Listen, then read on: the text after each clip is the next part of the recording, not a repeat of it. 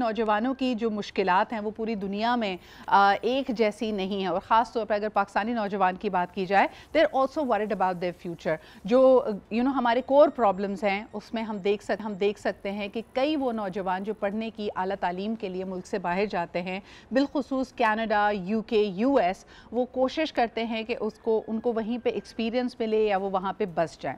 UK में होने वाली जो पॉलिसी लेवल पे तब्दीलियाँ हैं, जहाँ पे हम देख रहे हैं कि इमिग्रेशन से रिलेटेड वो कई लॉज को रिविजिट कर रहे हैं, उन्होंने कहा it should not be a given कि आप बरतानिया में शहरियत ले सकते हैं, it needs to be earned. और इसी हवाले से हाल ही में देखा गया है, क्योंकि सबसे बड़े नंबर, सबसे ज़्यादा नंबर्स एसाइलम सीकर्स के होते हैं वो पाकिस्तान और भारत से आने वाले स्टूडेंट्स के होते हैं, और उसके लिए अब ये तब्दीली आ रही है कि उनकी छान पटक ज़्यादा की जाएगी, उनके एम्बिशंस को देखा जाएगा, और बिलखुसूस यूनिवर्सिटीज़ अब इनकी एक्सेप्टेंस में कई दफ़ा सोच रही हैं। एम्बेसडर जमील अहमद साहब हमारे साथ मौजूद हैं, आइए उनसे गुफ्तगू करते हैं और जानते हैं कि इसका क्या हल निकलेगा। Thank you so much ambassador साहब। और सबसे बढ़कर ये कि बरतानिया की इन यूनिवर्सिटीज़ का ख़ासा ही ये है कि दे आर वेरी इंक्लूसिव, और वो एक इंटरनेशनल स्टूडेंट बॉडी को केटर करती हैं, और ये उनके लिए एक बड़ा सोर्स ऑफ रेवेन्यू भी है। यानी जो इंटरनेशनल स्टूडेंट है वो लोकल स्टूडेंट की निस्बत 5 गुना ज़्यादा फ़ीस देता है। तो ऐसी कदगन लगाना बिलखुसूस भारत के और पाकिस्तानी स्टूडेंट्स के ऊपर, क्या ये एक प्रैक्टिकल सोल्यूशन होगा यूके के लिए?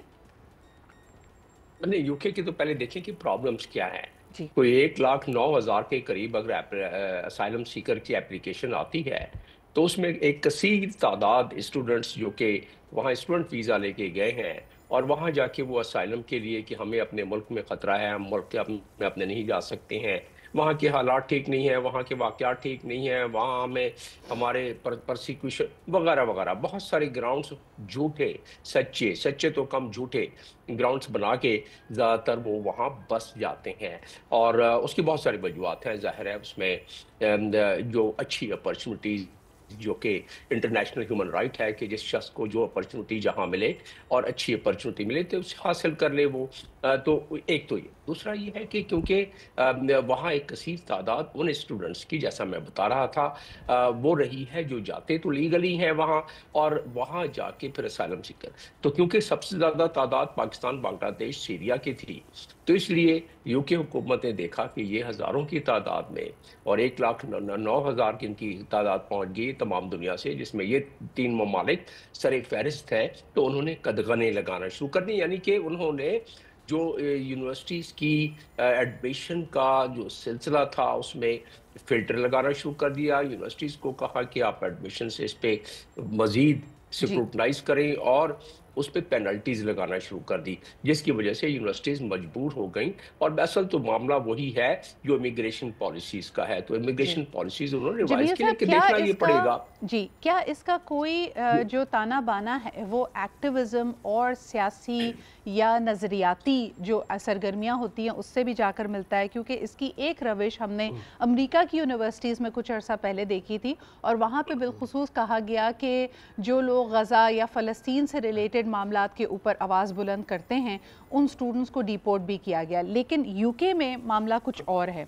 हमने यहाँ तक देखा कि कुछ, जैसे हमारा एक अपना रिवायती देसी अंदाज़ होता है, भारत और पाकिस्तान के स्टूडेंट्स ने यूके की यूनिवर्सिटीज़ में भी प्रॉक्सी लगाने का अमल शुरू कर दिया था। यानी वहाँ पे जाकर उन्होंने छोटी मोटी नौकरी की और कुछ दोस्त बना के ये कहा कि मेरी अटेंडेंस लगा दिया करो।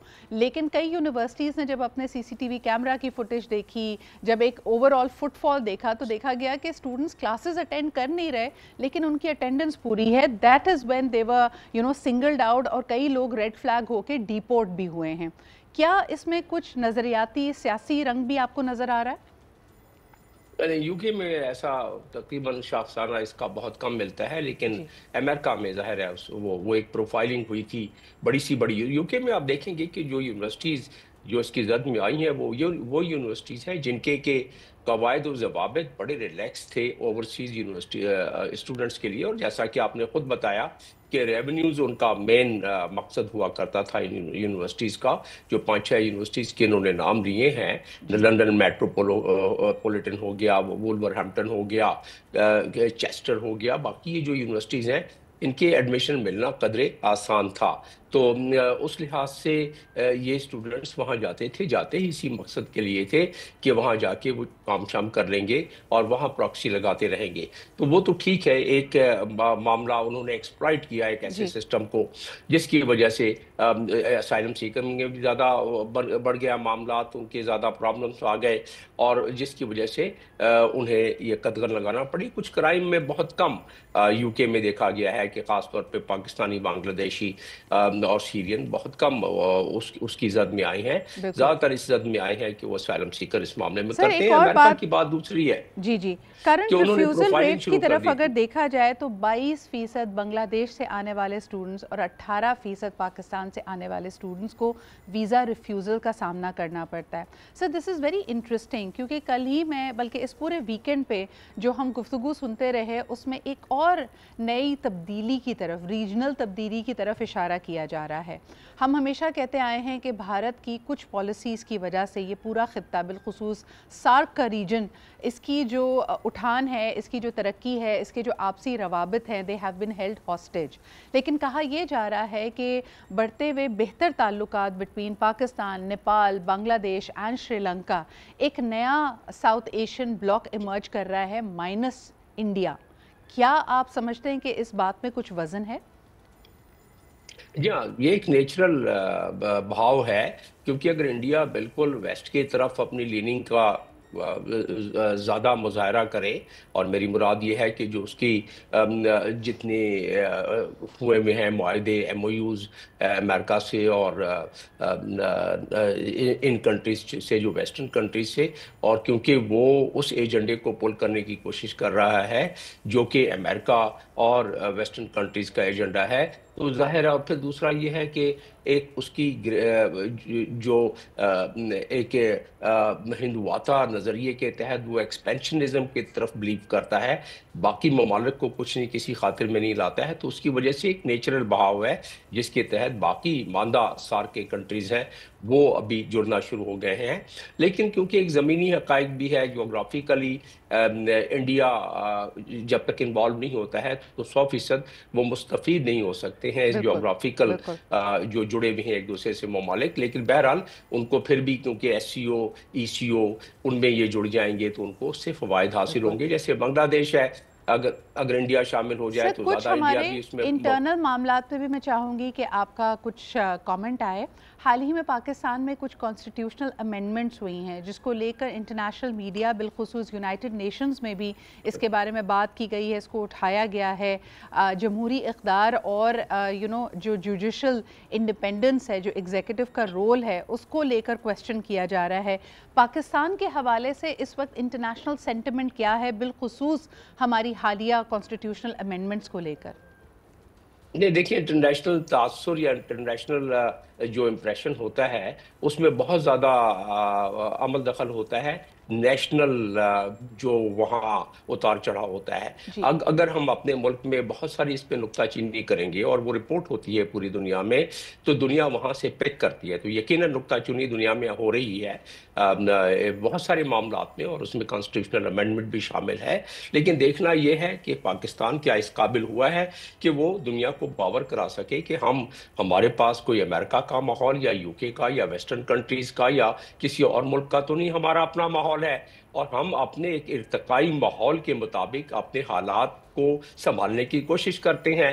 تو نکتہ چینی کرنے کو تو کسی کو آپ دے دیں، نکتہ چینی ہو سکتی ہے. اور 27ویں کانسٹیٹیوشنل امینڈمنٹ پر بھی نکتہ چینی کر سکتی ہے، آپ کر لیکن سکتی ہیں، میں جمیل کر صاحب، سکتا جیسے ہوں. کہتے ہیں نا کہ لیکن دنیا میں جو ایک پورا اوورآل ضابطہ ہے، جو لاز ہیں، جو قوانین ہیں، جو جمہوری اقدار ہیں، جو role of the executive, the judiciary etcetera ہے، کیا پاکستان ان اعلیٰ اقدار کو فالو کر پا رہا ہے؟ یعنی ٹھیک ہے، ہم اس کو جسٹیفائی تو کرتے ہیں، نکتہ چینی کو نکتہ چینی بھی کہہ سکتے ہیں، but are we speaking the world's language اور are we singling our self out?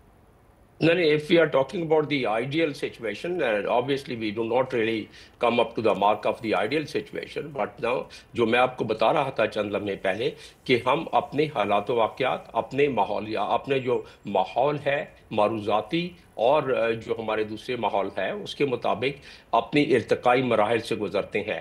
ہمارے جو اس وقت پرابلمس ہیں وہ دوسرے ممالک کے نہیں ہیں، اور اس پرابلمس کے تحت اگر جو استحقاق استعمال کیا ہے حکومت نے، اب حکومت پہ آپ نکتہ چینی کر سکتے ہیں کہ کیا فارم 47 کے ہیں یا فارم 45 کے ہیں، وہ ایک دوسری بحث ہو جاتی ہے۔ لیکن اگر دیکھا جائے تو دنیا نے تو یہ دیکھنا ہے کہ کیا آپ نے صحیح طریقہ کار سے بالکل اپنی صحیح، امینڈمنٹ کی بہت ہے یا بہت نہیں کی شکریہ ہے۔ جمیل صاحب، بہت سارے مختلف موضوعات کے اوپر آپ سے بات ہوتی ہے، ہر دفعہ آپ ہماری رہنمائی کرتے ہیں، thank you very much for being here. اسی کے ساتھ لیتے ہیں ایک چھوٹا سا break, we'll be back with more stories, stay with us.